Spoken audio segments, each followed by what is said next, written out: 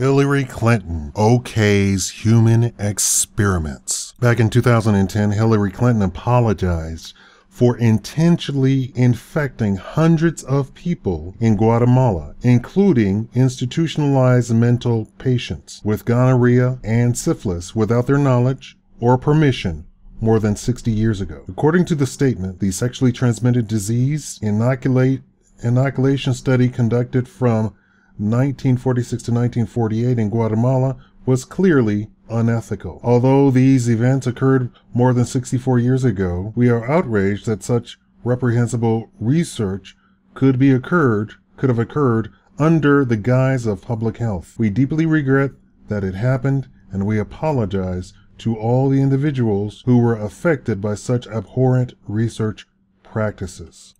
So that's one apology out of the way. We wonder when they're going to apologize for all the other experiments, some of which can only be described as evil. Higher Perspective reports the United States government has been found to be conducting some of the most inhumane, vile, and insane experiments on human beings without their consent and most always without their knowledge. Here is a list of the 13 worst. Number 1, mind-controlled child abuse. Project MKUltra. Sub-Project 68. This is the stuff that nightmares. The CIA ran Project MKUltra, paid Dr. Donald Evan Cameron for a Sub-Project 68, which would be experiments involving mind-altering substances. The entire goal of the project was to probe examination into methods of influencing and controlling the mind and being able to extract information from resistant minds. So, in order to accomplish this, the doctor took patients admitted to his Allen Memorial Institute in Montreal and conducted therapy on them. The patients were mostly taken in for issues like bipolar depression and anxiety disorders. The treatment they received was life-altering and scarring. In the period he was paid for 1957 to 64, Cameron administered electroconvulsive therapy at 30 to 40 times the normal power. He would put patients into a drug-induced coma for months on end and play back tapes of simple statements or repetitive noises over and over again. The victims forgot how to talk, forgot about their parents, and suffered serious amnesia. And all of this was performed on Canadian citizens because the CIA wasn't willing to risk such operations on Americans. To ensure that the project remained funded, Cameron, in one scheme, took its experiments upon admitted children, and in one situation had the child engage in sex with high-ranking government officials and film it. He and other MKUltra officers would blackmail the officials to ensure more funding. Number 2, mustard gas tested on soldiers via involuntary gas chambers. As bioweapon research intensified in the 1940s, officials also began testing its repercussions and defense on the Army itself. In order to test the effectiveness of various bioweapons, officials were known to have sprayed mustard gas and other skin-burning, lung-ruining chemicals, like lewisite, on soldiers without their consent or knowledge of the experiment happening to them. They also tested the effectiveness of gas masks and protective clothing by locking soldiers in a gas chamber and exposing them to mustard gas and lewisite, evoking the gas chamber image of Nazi Germany. Effects of lewisite. Lewisite is a gas that can easily penetrate clothing and even rubber. Upon contact with the skin, the gas immediately causes extreme pain, itching, swelling, and even a rash. Large, fluid-filled blisters develop 12 hours after exposure in the form of intensely severe chemical burns.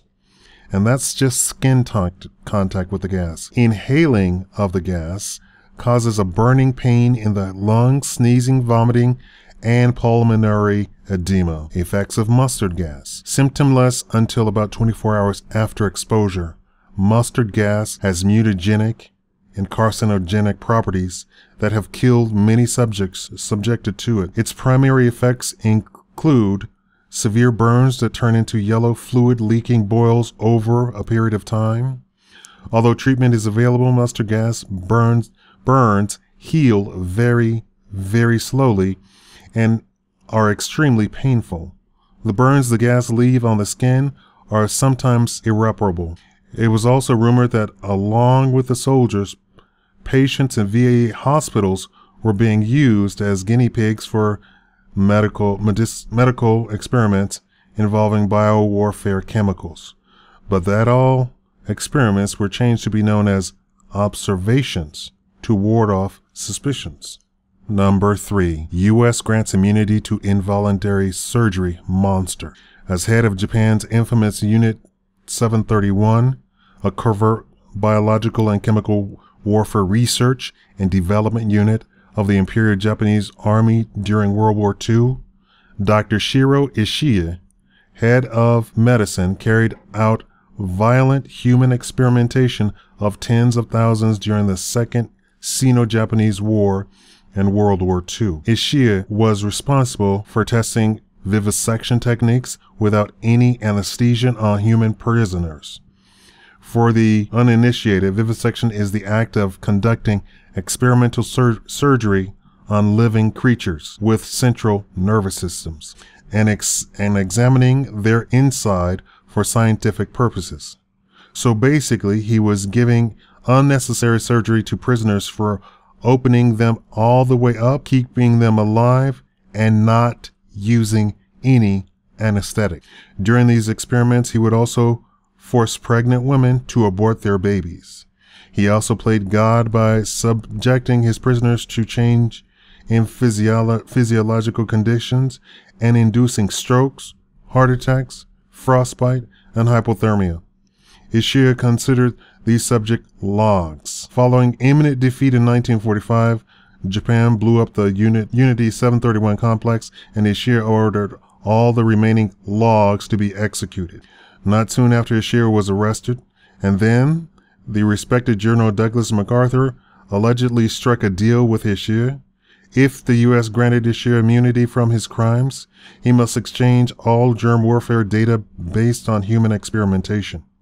So Ishii got away with his crimes because the U.S. became interested in the results of his research. While not directly responsible for these acts, the action of the American government certainly illustrated it was more than willing to condone human torture for advancements in biological warfare that could kill even more people. Not a surprise, considering its past resume. Ishii remained alive until 1959, performing research into bioweaponry and probably thinking up more plans to annihilate people in different Dr.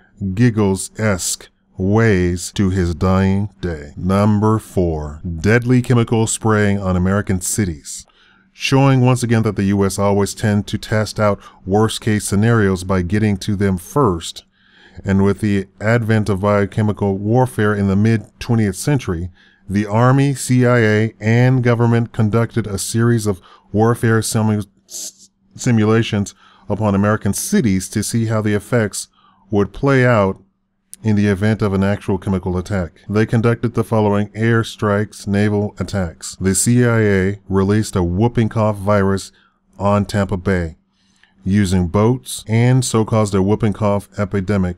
12 people died. The Navy sprayed San Francisco with bacterial pathogens, and in consequence, many citizens developed pneumonia. Upon Savannah, Georgia, and Avon Park, Florida, the Army released millions of mosquitoes in the hopes they would spread yellow fever and dengue fever. The swarm left Americans struggling with fever, typhoid, respiratory problems, and the worst, stillborn children. Even worse was that after the swarm, the Army came in disguise as public health workers. Their secret intention the entire time they were giving aid to the victims was to study and chart out the long-term effects of all the illnesses they were suffering. Number 5. U.S. infected Guatemala with STDs. In the 1940s, with penicillin as an established cure for syphilis, the U.S. decided to test out its effectiveness on Guatemalan citizens. To do this, They used infected prostitutes and let them loose on unknowing prison inmates, insane asylum patients, and soldiers. When spreading the disease through prostitution didn't work as well as they'd hoped, they instead went for the inoculation route. Researchers poured syphilis bacteria into men's penises and on their forearms and faces. In some cases, they even inoculated the men through spinal punctures. After all the infections were transmitted, researchers then gave most of the subjects treatment. After as many as 1/3 of them could have been left untreated, even if there was an intention of the study in the first place. On October 1, 2010, Hillary Clinton apologized for the events, and new research has gone out to see if anyone affected is still alive and afflicted with syphilis. Since many subjects never got penicillin, it's possible and likely that someone spread it to future generations. What that means is, although Hillary Clinton did apologize, she was very well aware that they were still researching the syphilis-infected population as caused by the government. So the actual apology meant absolutely nothing. They did not go and say, okay, we're going to offer penicillin and treatment for everybody affected with syphilis for free. Number 6. Secret human experiments to test the effects of the atomic bomb. While testing out and trying to harness the power of the atomic bomb, U.S. scientists also secretly tested the bomb's effects on humans. During the Manhattan Project, what gave way to the atomic bomb that destroyed Hiroshima and Nagasaki, U.S. scientists resorted to secret human testing via plutonium injection in 18 unsuspecting, non-consenting patients. This included injecting soldiers with micrograms of plutonium for Project Oak Ridge, along with later injecting 3 patients at a Chicago hospital. Imagine you're an admitted patient helpless in a hospital bed, assuming that nothing is wrong, when the government suddenly appears and puts weapons-grade plutonium in your blood. Out of the 18 patients who were known only by their code names and numbers at the time, only 5 lived longer than 20 years after injection. Along with plutonium, research also had fun with uranium. As a Massachusetts hospital between 1946 and 1947, Dr. William Sweet injected 11 patients with uranium. He was funded by the Manhattan Project.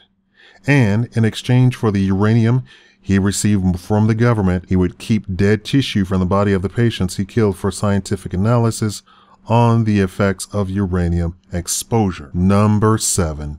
Injected prisoners with Agent Orange. Above is what the effects of Agent Orange can do to children or parents affected or even exposed to it. While he received funding from the Agent Orange production, Dow Chemical Company, the U.S. Army, and Johnson & Johnson, Dr. Albert Klingman used prisoners as subjects in what was deemed dermatological research. The dermatology aspects was testing out the effects of Agent Orange on the skin. Needless to say, the injecting or exposure to dioxidin is beyond monstrous to voluntarily do to any human. Klingman, though, injected dioxidin, a main component of Agent Orange, into the prisoners to study its effects. What did happen was the prisoners developed an eruption of chloracne, all that stuff from high school combined with blackheads and cysts and pustules, and that looked like the picture shown that developed on the cheeks, behind the ears, armpits, and the groin. Yes, the groin. Klingman was rumored to have injected 468 times the amount he was authorized to. Documentation of that effect has wisely not been distributed. The Army oversaw what Klingman continued to test out skin-burning chemicals to, in their words, learn how the skin protects itself against chronic assaults from toxic chemicals, the so-called hardening process, and test out many products whose effects were unknown at the time, but with the intent of figuring that out. During these proceedings, Klingman was reported to have said, "All I saw before me were acres of skin. It was like a farmer seeing a fertile field for the first time." Using that analogy, it's easy to see how he could plow straight through so many human subjects without any ounce of sympathy. Number 8. Operation Paperclip. While the Nuremberg trials were being conducted, and the ethics and rights of humanity were under investigation. The U.S. was secretly taking in Nazi scientists and giving them American identities. Under Operation Paperclip, named so because of the paperclips used to attach the scientists' new profiles to the U.S. personal pages, Nazis who had worked for the infamous human experiments, which included surgically grafting twins to each other and making them conjoined, removing nerves from people's bodies without anesthetics, and testing explosion effects on them. In Germany, brought over their talents to work on a number of top-secret projects for the U.S. Given then-President Truman anti-Nazis orders, the project was kept under wraps, and the scientists received faked political biographies, allowing these monsters to live on not only American soil, but as free men. So while it's not direct experimentation, it was the U.S. taking some of the worst people in the world and giving them jobs here to do unknown horror. Number 9, infecting Puerto Rico with cancer. In 1931, Dr. Cornelius, that's right, Cornelius Rhodes, was sponsored by the Rockefeller Institute to conduct experimentation in Puerto Rico. I am a Rhodes Scholar, by the way. He infected Puerto Rican citizens with cancer cells, presumably to study the effects. 13 of them died. What's most striking is that the accusation stemmed from a note he allegedly wrote. Quote, "The Puerto Ricans are the dirtiest, laziest, and most degenerate and thievish race of men ever to inhabit this sphere. I have done my best to further the process of extermination by killing of 8 and transplanting cancer into several more. All physicians take delight in the abuse and torture of the unfortunate subjects." A man that seems to be hell-bent on killing Puerto Rico through a cancer infestation would not seem a suitable candidate to be elected by the U.S. to be in charge of chemical warfare projects and receive a seat in the United States Atomic Energy Commission, right? But that's exactly what happened. He also became vice president of the American Cancer Society, and shocking documentation that would have happened during his chemical warfare period would probably have been destroyed by now. Number 10, Pentagon treats black cancer patients with extreme radiation. In the 60s, the Department of Defense performed a series of irradiation experiments on non-consenting, poor African American cancer patients. They were told they would be receiving treatment, but they weren't told it would be the Pentagon type of treatment, meaning to study the effects of high-level radiation on the human body. To avoid litigation, forms were signed only with initials so that the patients would have no way to get back at the government. In a similar case, Dr. Eugene Sanger, founder of the Defense Atomic Support Agency, fancy name, conducted the same procedure on the same type of patients. The poor black Americans received about the same level of radiation at 7,500 x-rays to their chest wound, which would cause intense pain, vomiting, and bleeding from their nose and ears. At least 20 of the subjects died. Number 11, Operation Midnight Climax. Here's a government experiment that, when you Google it, has completely different images results than web results. Operation Midnight Climax involved safe houses in New York and San Francisco built for the sole purpose to study LSD effects on non-consenting individuals. But in order to lure the individuals there, the CIA made these safe houses out to be, wait for it, brothels. Prostitutes on the CIA payroll, yes, there was such a thing, lured clients back to the houses.